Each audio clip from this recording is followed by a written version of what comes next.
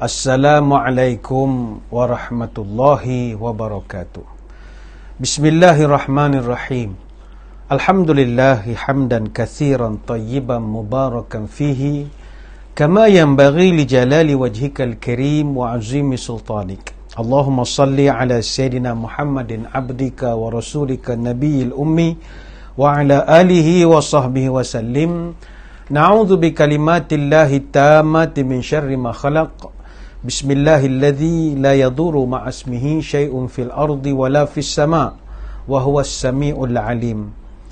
Allahumma idfa' 'anna al-waba' wal ghala wal riba waz zina wal mihan wasu'al fitan ma zahara minha wa ma batan an baladina hadha khasatan wa an sa'iril biladil muslimina 'amatan ya rabbal alamin. Nawaitu at-ta'alluma wat ta'lim wa tadhakkura wat tadhkir والنفع والانتفاع والإفادة والاستفادة والحث على التمسك بكتاب الله وسنة رسوله ودعاء إلى الهدى والدلالة على الخير ابتغاء وجه الله ومرضاته وقربه وثوابه لله تعالى. Apa khabar saudara? Alhamdulillah, sekali lagi dengan izin dan ketentuannya dapat kita bertemu di dalam program kuliah mingguan Masjid Negeri Sultan Ahmad I yang kita laksanakan secara atas talian ataupun online. Terima kasih kepada seluruh para jemaah kita, para pecinta ilmu, para pelayar kita tak ke menonton sama ada di tanah air, di Singapura, di Brunei, di Indonesia, di mana-mana saja, mudah-mudahan dirahmati Allah sekalian. Pada kesempatan malam ini kita akan membincangkan satu perkara yang mudah saja, tetapi kita nak melihatnya daripada perspektif Islam atau perspektif Al-Quran dan juga hadis, iaitu tentang tidur. Seperti mana yang kita semua maklum, salah satu daripada kluster yang muncul dalam suasana lockdown ataupun PKP sebegini adalah kluster tidur. Tidur je kerjanya. Daripada bangun pagi, makan, tidur. Makan, tidur. Tengok TV, tidur. Tidur. Ini orang panggil kluster tidur. Begitu ramai sekali. Sebab itu tidur ini dia kena sederhana. Banyak sangat pun tak boleh, tak tidur langsung pun tak boleh. Orang tua pesan, tidur jangan menghabis umur, jaga jangan menghabis masa. Sebab tidur kalau terlampau banyak juga boleh merosakkan diri kita. Sebab itu kata bijak pandai, salasatun turisu qaswatal qalbi, hubbun naum wa hubbur rahah wa hubbul akli. 3 perkara yang boleh menyebabkan hati jadi keras. Pertama sekali adalah suka tidur, membuta kerja, dia boleh keras hati. Yang kedua, orang yang banyak rehat, maknanya peluh berkira, makan berselera, jenis banyak nak pilih rehat berbanding kerja. Dan yang ketiga, orang yang hubbul akli, suka makan, order datang orang hantar macam-macam, dia suka makan. Dan kata bijak pandai lagi, la sihhata ma'a kasratin naumi wala sihhata ma'a kasratil akli wala shifaa'a biharamin. Tidak ada kesihatan yang disertai dengan perangai banyak tidur. Tidak ada kesihatan yang disertai dengan banyaknya makan. Dan tidak ada kesembuhan yang disertai dengan benda-benda yang haram. Sebab itu rugilah kita kalau sepanjang tempoh lockdown ini ataupun tempoh kita berada dalam circuit breaker ini, perintah kawalan pergerakan ini, kita tidur sepanjang hari, rugi. Tidur kadang dekat-dekat subuh, bangun dekat-dekat zuhur, rugi sangat. Sebab itu Nabi SAW, dia memberi doa yang khusus kepada umatnya yang bangun pagi-pagi, khususnya ketika mencari rezeki. Allahumma barik li ummati fi bukuriha. Ya Allah, berikan berkat kepada umatku pada masa bila? Waktu paginya. Hadis riwayat Imam Abu Daud. Sebab itu kita melihat di seluruh dunia, rata-rata orang yang berjaya adalah morning person, orang yang bangun pagi. Bukannya burung hantu, night owl, bukan. Morning person, orang yang bangun pagi, orang akan berjaya. Sebab itu pepatah di barat ada menyebut, the early bird catches the worm. Burung yang terbang pada pagi hari adalah burung yang akan berhasil menangkap cacing paling awal. Sebab itu ada satu kajian pernah dibuat, 90% tokoh-tokoh korporat dan konglomerat dunia yang terdiri daripada taikun-taikun yang berjaya adalah terdiri daripada kalangan orang yang bangun pagi sebelum pukul 6 pagi. Sebab ada satu kata-kata Benjamin Franklin, kata dia, early to bed, early to rise makes a man healthy, wealthy and wise. Early to bed, tidur awal, early to rise, bangun awal, maka menjadikan seorang itu kaya, sihat dan makin cerdik. Jadi sebab itu orang di barat kita tengok mereka ini begitu suka bangun pagi. Dan orang-orang yang berjaya di dunia, Indra Nooyi misalnya, CEO Coca-Cola, dia bangun tiap-tiap hari pukul 4 pagi dan dia masuk office pukul 7 pagi hari-hari. Itu juga CEO Walt Disney, Bob Iger, tiap-tiap hari bangun 4:30 pagi. Itu juga CEO Twitter, Jack Dorsey, tiap-tiap hari bangun pukul 5:30 pagi. Sebab itu kalau kita nak jadi orang berjaya, jangan tidur lama sangat. Pergi ke kebun membuang duri, bawa bekal rendang ketupat. Kalau bangun meninggi hari, jangan dikesal hidup merempat. Pagi hari berburung dah pergi, pulang dengan perut yang sarat. Ada manusia yang tidur belum bangun-bangun lagi, patutlah hidupnya semakin melarat. Jadi yang pertama, jangan banyak sangat tidur. Tapi saudara, kadang-kadang kita tak boleh marah kalau ada orang kuat tidur. Tak boleh marah. Sebab bukan semua orang kuat tidur itu kerana dia malas atau kerana dia kuat membuta. Tidak. Kita masih ingat dulu kita ada seorang Perdana Menteri, Yang Amat Berhormat masa tu, sekarang Tun Abdullah Ahmad Badawi. Beliau dulu sering dipelekehkan, dikecam, dikeji kerana sering tertidur dalam majlis, dalam suarat, dalam program-program rasmi. Dia dijadikan senda gurau sebagai seorang Perdana Menteri yang suka tidur. Tapi rupa-rupanya tak ramai orang tahu bahawa dia mengidap penyakit narkolepsi. Narkolepsi ini sejenis penyakit kronik, di mana seseorang itu boleh tidur pada bila-bila masa dan di mana-mana tempat. Dan dia sampai tahap terpaksa membuat pembedahan mengeluarkan polip, macam ada ketumbuhan dari dalam hidungnya, di Australia pada tahun 2007. Sebab itu kepada orang yang dulu mengutuk, mengecam, kata dia kecil, membuta tidur dia kerjanya, ini eloklah, antara hidup ni kita tarik balik, buat kalau elok-elok, mulut kena mau jaga. Bukan semua orang yang kita tengok terlelap, tertidur tu kerana dia pemalas, kerana dia suka membuta, tidak. Mungkin kerana penyakit. Jadi ini yang pertama lah. Tidur ini ada orang banyak tidur, kerap tidur. Tapi ada pula orang, dia ni kurang tidur. Macam sekarang ni kita bermula 12 hari bulan Jun sampai 12 hari bulan Julai, akan menghadaplah kita tiap-tiap malam Euro ni, kluster Euro ni pula dia mengalami pengurangan tidur. Itu pula masalahnya. Sekarang ni pun kita lihat ada mungkin puan-puan, suami ataupun anak-anak mereka dah jadi buruh hantu. Pukul 12 tak tidur lagi, pukul 3 tak tidur lagi. Apa sebab? Kerana nak menonton perlawanan-perlawanan yang menarik. Macam kita malam ni pun, tengah malam nanti ada 4 perlawanan akhir peringkat kumpulan. Ini pun ramai orang malam ni jadi buruh hantu jugalah. Nak duduk di kedai mamak dah tak ada, duduk di rumah sajalah. Kita ada malam ni perlawanan, ni cerita sajalah. Malam ni kita ada perlawanan kumpulan E. Kumpulan E ni Spanyol lawan Slovakia. Mereka akan lawan di Sevilla di Spanyol. Yang mana Spanyol ni dia juara 3 kali.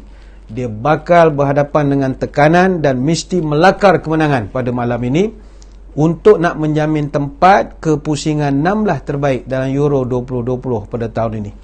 Slovakia pula memerlukan keajaiban, sekurang-kurangnya berkongsi mata saja dengan Spanyol, sebab baru-baru ni mereka kalah 0-1 kepada Sweden.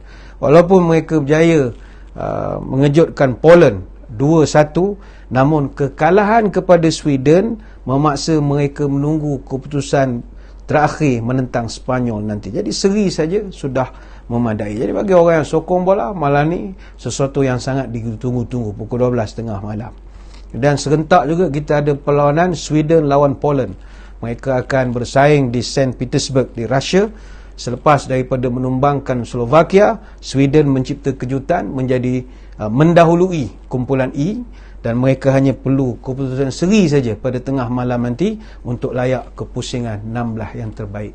Dan sudah pastinya perlawanan yang menjadi tumpuan pada seluruh orang peminat bola sepak adalah melibatkan kumpulan F pukul 3 pagi nanti. Yang ini dikenali sebagai pasukan maut.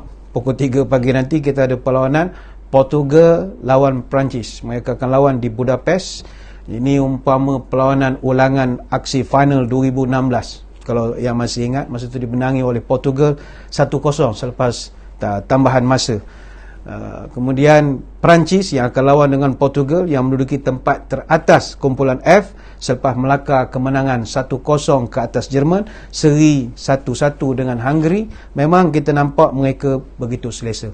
Namun kali ini Portugal sudah pastinya berazam untuk tidak kalah kepada Perancis untuk mengesahkan tempat kepusingan kalah mati knockout phase yang akan bermula pada hari Sabtu ini 26 hari bulan Jun. Perlawanan serentak juga pukul 3 pagi, Jerman lawan Hungary. Ini lawan di Munich. Jerman yang sekarang ni duduk di tangga kedua kumpulan F mesti mengalahkan Hungary untuk mengesahkan tiket ke peringkat kalah mati knockout phase. Dan kita ambil kesempatan mengucapkan tahniah kepada UEFA yang menganjurkan tournament kali ini. Apa sebab? Kerana kita dapat berita bahawa UEFA telah tegas sekali melarang Stadium Allianz Arena di Munich yang akan berlangsung perlawanan pukul 3 pagi nanti, melarang stadium daripada dipasang dengan lampu warna pelangi LGBT. Apa sebab? Datuk Bandar Munich dia nak menentang keputusan yang telah dibuat oleh Parlimen Hungary. Parlimen Hungary baru-baru ini meluluskan undang-undang melarang promosi homoseksual di sekolah-sekolah. Maka kononnya atas dasar solidariti dia dengan grup LGBT, Datuk Bandar Munich minta supaya stadium Allianz pada malam ini dipasangkan dengan lampu warna-warni pelangi ini. Tetapi akhirnya pihak UEFA mengambil keputusan tidak membenarkan. Jadi kita ucap tahniahlah kepada mereka. Minta maaflah kepada yang tak minat bola. Ni cerita sajalah. Cerita ini orang minat bola malam ni memang jadi berhantu lah jawabnya. Berhantu lah. Pukul lepas isyak kan dia tidur lah agak. Sebab perlawanan-perlawanan yang begitu menarik sekali. Kita tak nak cerita tentang bola ni, tidak. Tapi yang mustahak dalam kehidupan kita ini bersederhanalah. Sebab itu tidur ni jangan banyak, jangan kurang. Jabatan Kesihatan dulu dia pernah buat satu kempen, dia panggil kempen 88888. Kalau nak panjang umur kata dia, ikut petua ini. 88888. Apa benda? Pertama, berhenti makan sebelum kenyang. Maknanya 80% saja kenyang. Ini kata Jabatan Kesihatan. Yang kedua, makan malam mesti sebelum pukul 8 malam. Jangan lebih pukul 8. Ni dia yang mencadangkan. Yang tiga, minum 8 gelas air kosong. Ini cadangan dia. Yang keempat, berjalan paling kurang 8,000 langkah. Lagi banyak, lagi bagus. Minimum 8,000 langkah. Dan yang kelima kata dia, tidur jangan kurang daripada 8 jam. Nah, ini untuk nak jaga kesihatan kita. Jangan lebih sangat dan jangan kurang. Saudara, tidur ini yang dilakukan oleh manusia hampir setiap hari bukanlah satu perkara yang kecil. Ia disebut dalam Quran dan dibahaskan. Sebab itu tidur itu sendiri adalah persimpangan kematian kita. Sebab itu manusia dia menghabiskan 1/3 daripada hidupnya dengan tidur saja. Kalau kita kaji daripada kecil sampai umur 75 tahun, tanpa kita sedar, kita habiskan masa selama 26 tahun untuk tidur. Dengan nisbah 8 jam setiap kali kita tidur.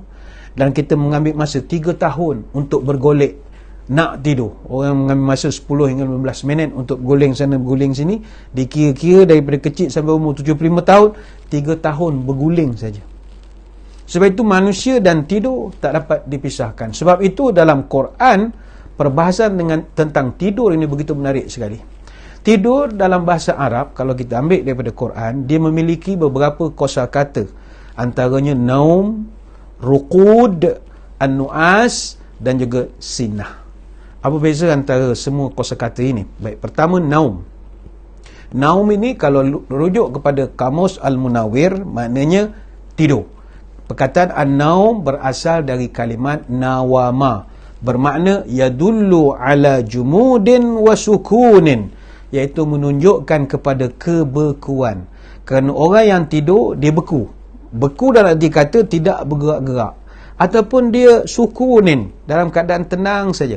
Maka daripada makna inilah kemudiannya pakar-pakar bahasa memaknai kalimat naum dengan kalimat tidur.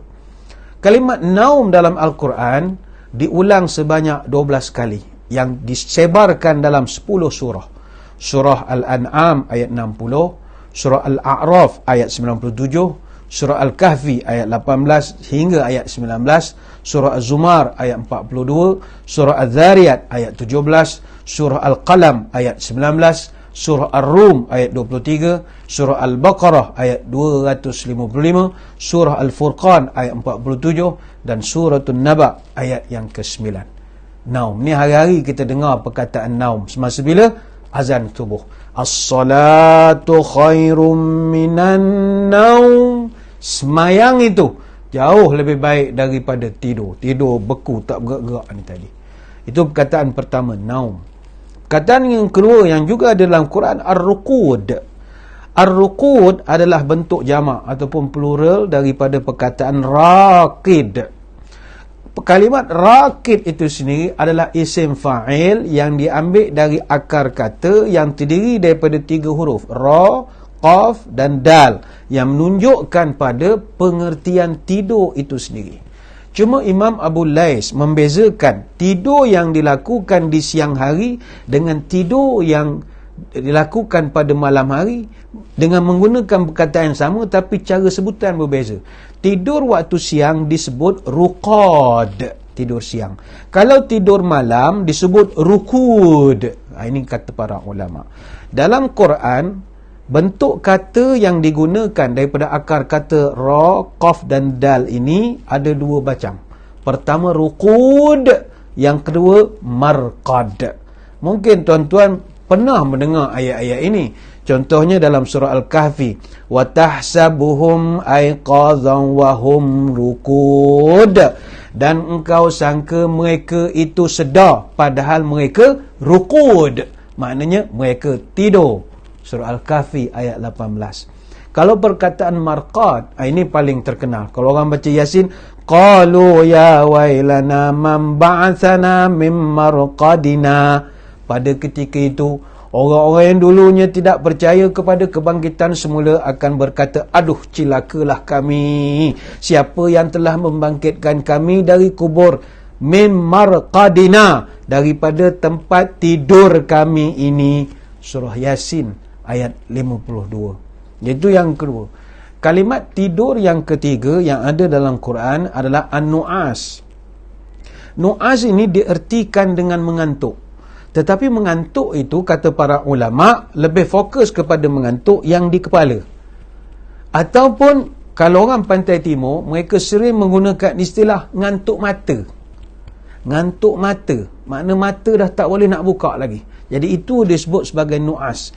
Summa anzala alaikum man ba'dil ghammi amanatan nu'asan yaghsha ta'ifatan minkum.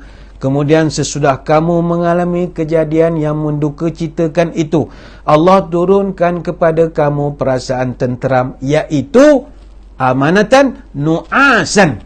Allah berikan kamu rasa mengantuk yang meliputi segolongan dari kamu.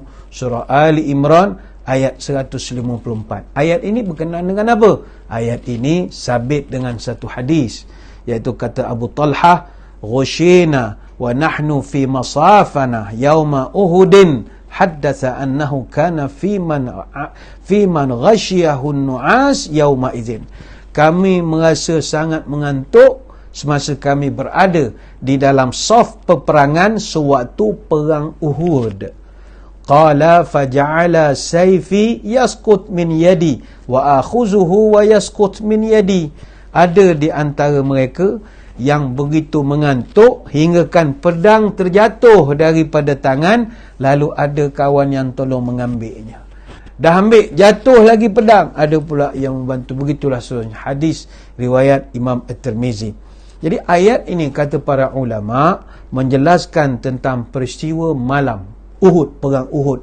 Dijelaskan bahawa selepas mereka mengalami kesedihan dan juga penderitaan yang mendalam kerana peperangan Uhud, maka Allah telah kurniakan kepada orang Islam ketika itu kedamaian dan juga keselamatan kepada mereka.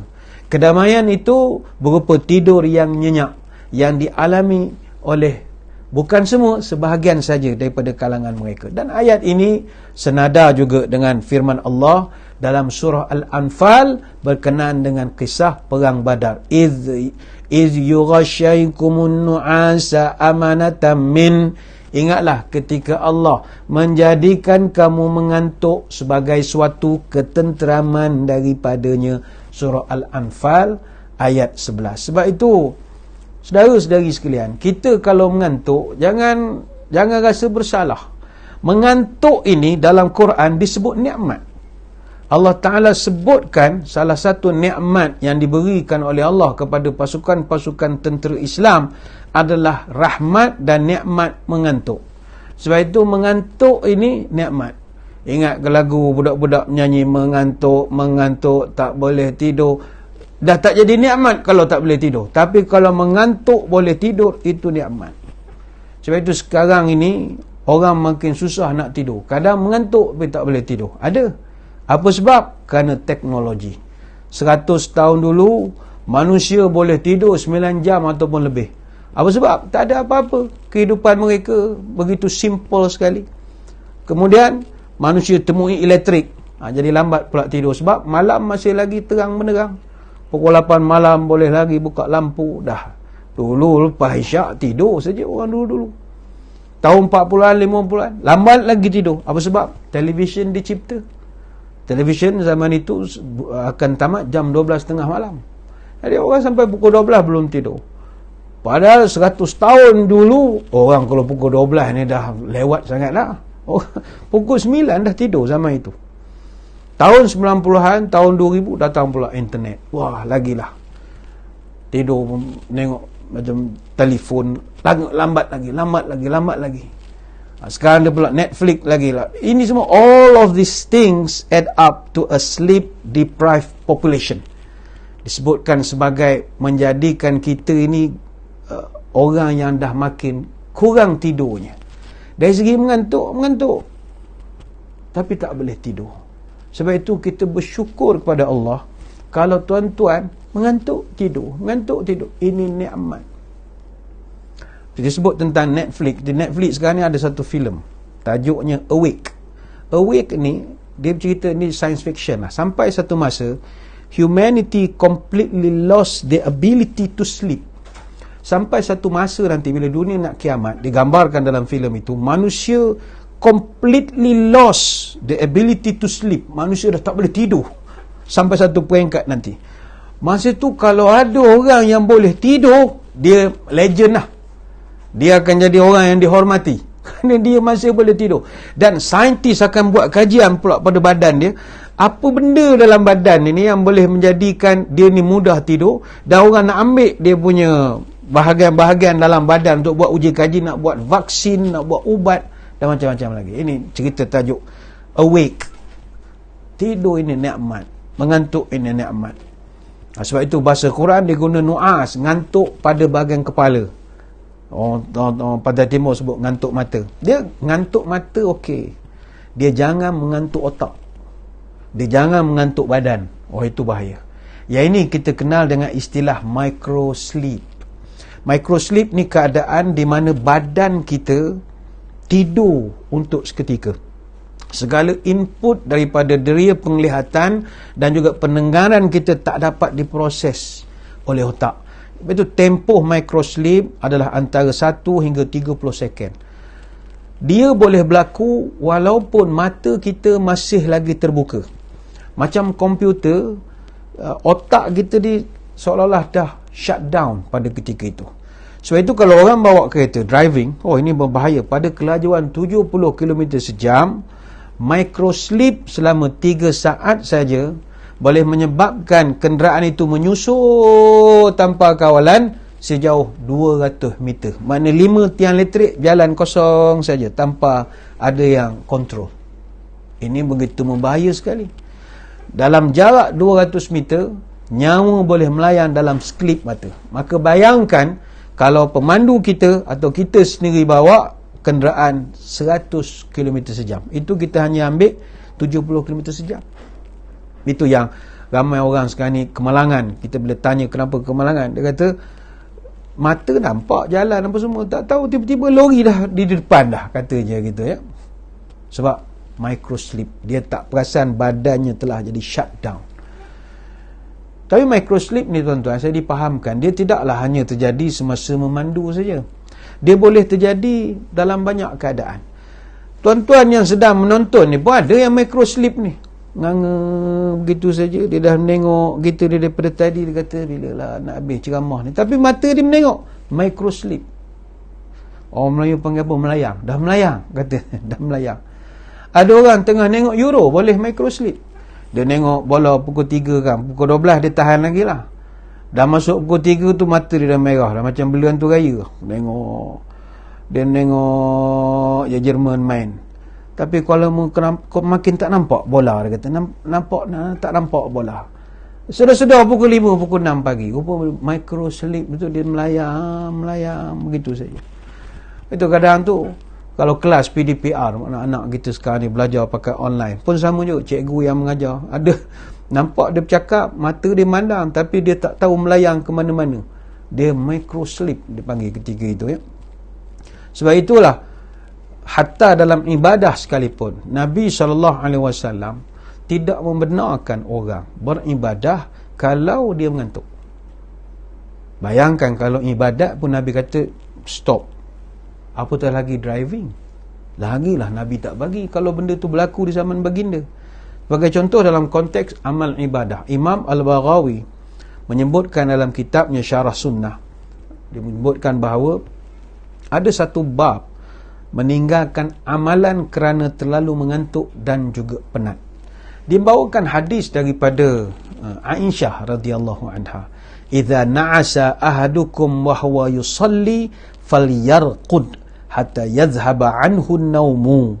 Kalau seorang daripada kamu mengantuk ketika sembahyang, maka hendaklah dia baring sekejap sampai hilang daripadanya rasa nak tidur. Fa inna ahadukum idza shalla wa huwa na'isun la yadri la'allahu yastaghfir fayasubba nafsahu. Ini kerana kalau kata Nabi, kalau mu mengantuk sangat dan mu teruskan juga sembahyang dalam keadaan mengantuk, aku khawatir, kata Nabi, mu minta ampun, tetapi mu bukan bacaan doa minta ampun, baca doa mencaci diri sendiri. Ini hadis riwayat Bukhari Muslim. Ini hati-hati, dia dah tak tahu apa dia baca. Jadi bukan jadi doa lagi dah, jadi laknat pada diri sendiri. Ada satu hadis daripada Abu Hurairah, "Idza qama ahadukum minal laili fasta'jama al-Qur'anu ala lisanihi falam yadri ma yaqulu falyadtaji'." Jika salah seorang daripada kamu mendirikan qiyamul lail, kemudian ketika itu bacaan Qurannya itu menjadi kucar kacir, bolok sekali, dek kerana mengantuk, hingga dia jadi tak faham apa yang dia baca, falyadtaji', maka berbaringlah, kata Nabi. Baring ni maknanya berehatlah seketika, baring, tidur sekejap. Ni hadis riwayat Imam Muslim. Imam An-Nawawi mensyarahkan maksud fasta'jam ini, maknanya suka nak menyebut dah. Bacaannya tu dah tak tahu apa, dia dah jadi bolot, tak tentu arah. Sebab itu seorang yang sangat mengantuk ketika melakukan satu amalan, sunat dia tidur terlebih dahulu untuk hilangkan rasa mengantuknya dan agar tidak merosakkan amalannya. Sebab itu kata Anas bin Malik, Nabi pesan, "Idza na'asa ahadukum fis salati falyanam hatta ya'lam ma yaqra." Kalau seorang daripada kamu mengantuk semasa sembahyang, berhentilah, tidur sekejap sehingga kamu sedar balik apa yang kamu baca. Hadis riwayat Imam Bukhari. Cuma ingat, kata Imam An-Nawawi, hukum ini umum bagi solat fardu, bagi solat sunat, pada waktu siang, pada waktu malam, dan ini adalah pegangan mazhab kami, iaitu Syafi'iyah dan Jumhur. Tetapi disyaratkan tidak keluar daripada waktunya bagi solat fardu. Itu kita semua fahamlah kaedah ini ya. Sebab itu kalau mengantuk, kata Nabi, jangan teruskan. kau tak rosak ibadah kamu. Hatta ada cara lain Nabi mengajarkan, selain daripada tidur, ada cara lain yang ditunjukkan oleh agama kita untuk nak mengatasi masalah mengantuk semasa ibadah. Sebagai contoh, dengan kita bergerak-gerak ataupun berpindah tempat duduk. Ini khusus ketika solat Jumaat. Sebagaimana hadis daripada Abdullah bin Umar, idza na'asa ahadukum yaumal jumu'ati falyatahawwala min majlisihi dzalika. Kalau kamu merasa mengantuk pada hari Jumaat semasa khutbah, hendaklah kamu berpindah daripada tempat duduk kamu itu. Mana cari spot yang lain. Ni hadis riwayat Imam At-Tirmizi. Maknanya khutbah, kita tahu khutbah ni memang mengantuk. Bagi tuan-tuan yang selalu datang semayang di masjid, semayang Jumaat, khutbah ni bukan mengantuk. Bukan tuan-tuan jemaah saja, yang bertugas pun mengantuk juga. Termasuk Bilal pun sebenarnya mengantuk mendengar khutbah ni. Ada satu kes pernah berlaku, Bilal ni orang tengok dia tutup mata, tapi ingatkan dia khusyuk ke menghayati ke apa ke. Jadi bila habis khutbah pertama, khatib duduk. Jadi ada setengah negeri semasa break antara khutbah pertama dengan khutbah kedua, ada bacaan doa antara dua khutbah. Ada negeri yang tak buat, ada negeri yang masih buat. Jadi semasa nak break untuk doa itu, biasa dibacakan oleh Bilal. Dia bacalah Rabbana zalamna, apa-apa doa yang mudah-mudah dibacakan, sebab waktu tu sangat mustajab berdoa. Jadi diceritakan Bilal ni orang tengok dia mata terpejam gitu je, tapi malah nak mengganggu. Rupanya Bilal ni tidur. Jadi semasa break khutbah pertama, orang kejut Bilal untuk baca doa. Bilal terus bangun, terus qomat saja. Allahu Akbar, Allahu Akbar, asyhadu an la ilaha illallah. Orang pula terbanyak, berapa pula dia qomat. Bilal ingat kan dah nak start semayang. Ini mengantuk punya cerita. Sebab itu semua orang mengantuk lah, tak dapat dinafikan. Tapi sekarang ni saya ingat jemaah kita dah tak sempat mengantuk lagi, sebab musim-musim PKP macam-macam ini, khutbah kita pendek-pendek saja. Jadi tak sempat nak menguap, kita dah pun habis khutbah itu. Jadi itu perkataan yang ketiga, nu'as, yang ada dalam Quran, ngantuk pada kawasan kepala. Orang panggil ngantuk mata. Yang keempat, kalimat dalam Quran adalah sinah. Sinah juga kata ulama bermaksud mengantuk, tetapi lebih dikhususkan kepada Allah yang tidak mungkin mengantuk. Itu bezanya. Sebagaimana dalam Quran suratul Baqarah ayat 255, ayat yang masyhur, Allahu la ilaha illa huwal hayyul qayyum la ta'khudhuhu sinatun wala naum. Allah, tidak ada Tuhan yang berhak disembah melainkan Dia yang tetap hidup, yang kekal selama-lamanya, mentadbirkan sekalian makhluknya, yang tidak akan mengantuk dan tidak akan tidur. Surah Al-Baqarah ayat 255. Dalam ayat kursi ini, kata ulama, kalimat sinnah mendahului kalimat naum, iaitu tidur. Ngantuk, tidur. Jadi kedua-dua kalimat ini disebutkan dalam ayat kursi untuk menegaskan bahawa Allah tidak sekali-kali mengantuk dan Allah tidak sekali-kali tidur, dalam arti kata tidak lalai, khususnya dalam mentadbir dan mengatur alam ini. Allah saja. Dalam dunia ni tidak, kalau nama manusia, tidak ada manusia yang hidupnya tak mengantuk. Tidak ada manusia yang hidupnya tidak tidur. Bahkan mengantuk itu merupakan sebahagian daripada muqaddimah tidur. Orang Melayu panggil memancing kantuk. Sebab itu dalam ayat kursi ini dapat difahami bahawa tidak dapat kita nak membayangkan pun Allah Ta'ala ini tidur, kerana rasa mengantuk pun takkan terjadi kepada Allah Subhanahu Wa Ta'ala. Maknanya mengantuk adalah sifat makhluk yang merupakan tanda kelemahan kita, tanda kelalaian kita yang boleh mengakibatkan kepada ketidaksempurnaan dan juga berlaku kesilapan. Kita sebagai manusia tidak berkuasa pun untuk menahan mengantuk dan tidak dapat selama-lamanya mengelak daripada tidur. Tidak ada orang yang boleh berkuasa sampai begitu. Kod mana manusia ini, dia mesti mengantuk, dia mesti tidur, walau dia gagah macam mana pun. Sebab itu rekod dunia setakat ini, orang tidur paling lama lah, manusia tidak tidur berapa lama. Tahun 1963, 1964, ni maknanya Disember 63 sampai Januari 64, ada satu orang pemuda masa itu, Randy Gardner. Randy Gardner ni dia satu-satunya manusia mencatatkan rekod tidak tidur selama 264.4 jam. Maknanya bersamaan sebelah hari 25 minit. Dia je satu-satunya manusia yang berjaya buat begitu dalam dunia. Dan Guinness World of Record tidak membenarkan sebarang orang mencuba untuk membuat rekod tidak tidur ini, sebab sangat berbahaya kepada kesihatan. Ini sekali saja pernah dapat dibuat. Itu pun selepas dia lakukan ujian saintifik ini. Dia buat ujian ini bukan nak dapat gelaran, kerana ujian sains ketika itu menyebabkan Randy Gardner menghidapi insomnia pula selepas itu. Dia jadi tak boleh tidur malam pula. Ini bahananya kerana tidak tidur. Begitu juga kita di tanah air, kita pun pernah ada percubaan. Kalau tuan-tuan masih ingat, 14 hingga 16 Ogos tahun 2000, DJ kita yang terkenal, masih lagi terkenal sampai sekarang, Halim Osman. Masa tu dia bertugas di Radio Era. Dia telah bertugas non-stop selama 42 jam di konti Radio Era, bermula pukul 6 pagi sampai 16 Ogos 12 tengah malam.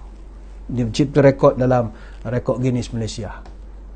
Non-stop, tak tidur, 42 jam. Dan sekarang dia tak jadi DJ lagi dah. 22 Mei tahun 2002, ada seorang ahli silap mata, David Blaine namanya. Dia buat persembahan, dia panggil Vertigo. Vertigo ni dia berdiri atas satu tiang di New York. Dia berdiri atas tiang tu tanpa bergerak selama 35 jam. Tapi dia sendiri mengalami beberapa masalah perubatan selepas daripada dia berjaya, tapi dia tidaklah boleh sihat segar-bugar macam itu. Sebab manusia dia mesti tidur. Jadi kita simpulkan, maksud tidur ini, kalau sinah artinya an-nu'as ataupun mengantuk. An-nu'as ini ngantuknya pada mata. Tapi kalau sudah sampai ke hati, dia sebut an-naum. An-naum itu dah mengantuk sampai ke hati. Lepas itu Imam Mufaddal, dia membezakan antara as-sinah, an-nu'as, an-naum. Katanya as-sinah duduk di kepala, an-nu'as duduk di mata, an-naum duduk di hati. Ini perbezaan-perbezaan yang ada dalam Quran, yang kita dapat tengok keindahan bahasa Quran. Ada mengantuk duduk pada kepala saja, ngantuk mata. Ada orang mengantuk tu duduk di mata saja, ada kepala saja, penat otak, atau mengantuk pada mata saja. Ada orang mengantuknya di hati. Sebab itu kalau sembahyang subuh, doanya atau panggilannya as-salatu khairum minan naum. Sembahyang itu lebih baik daripada tidur. Tidur di mana? Tidur di hati, bukan sekadar mata, bukan sekadar di kepala. Justru itu saudara, tidurlah, tak ada masalah tidur. Tidur adalah salah satu daripada tanda kekuasaan Allah, di tanda kebesaran Allah. Apa sebab? Pertama, orang yang tidur, Allah rehatkan badan dia. Badan ni macam kilang, bekerja daripada kita bangun tidur. Bagi orang yang atlet, bangun, exercise macam-macam lagi, berlari, jogging berapa kilometer, minum, makan, sarapan. Jadi kalau umpama kilang ni non-stop, jadi bila dia tidur, shut down, slowkan balik. Wa min ayatihi manamukum bil-laili wan-nahar wabtigha'ukum min fadlihi inna fi dzalika laayatin liqaumin yasma'un. Dan di antara tanda-tanda yang membuktikan kemurahan sifat Allah dan juga kasih sayangnya kepada makhluk adalah manamukum, tidur-tidur kamu itu. Itu Allah Ta'ala sebut, tanda aku sayang kamu, tidur-tidur kamu. Masa bila? Bil-lail wan-nahar. Tidur kamu waktu siang atau tidur waktu malam.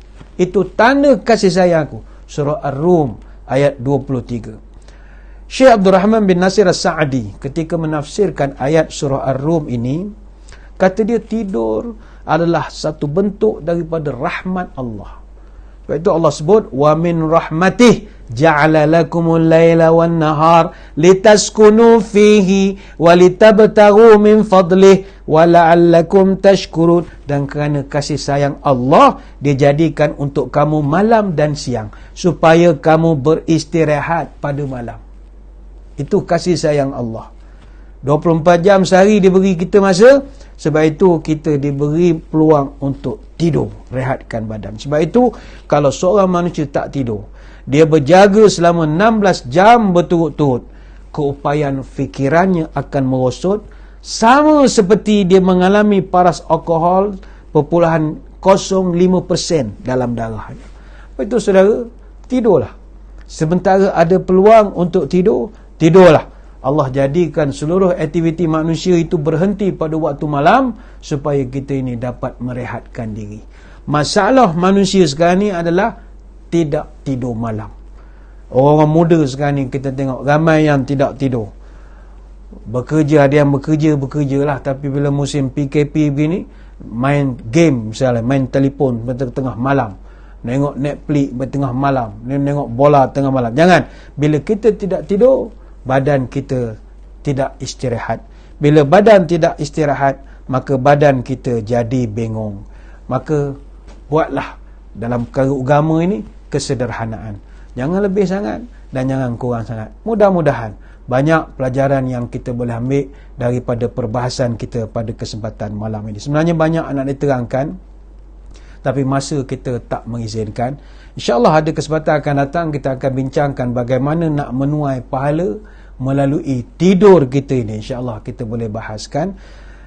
Sekadar itulah sembang-sembang kita pada kesempatan malam ini. Sekali lagi saya mengucap ribuan terima kasih di atas perhatian. Mohon maaf sebarang kekurangan.